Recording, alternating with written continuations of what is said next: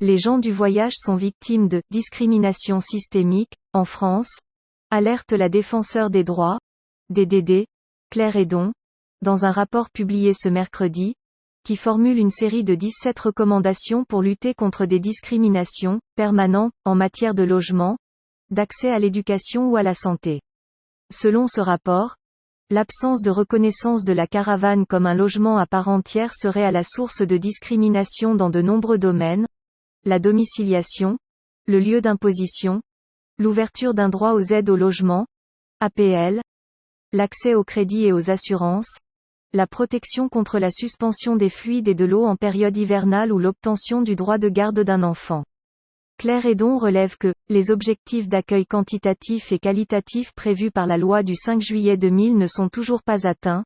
ce qui expose les voyageurs à des expulsions fréquentes. Ces conditions d'accueil des gens du voyage portent atteinte au droit fondamental à un logement convenable, alerte-t-elle.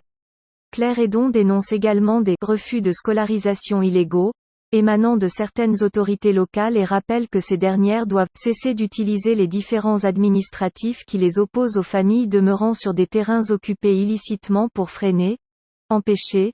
voire interdire l'accès des enfants à l'école. Enfin, au regard du nombre minime de recours, la défenseure des droits enjoint aux gens du voyage et aux associations concernées de davantage la saisir pour faire valoir leurs droits.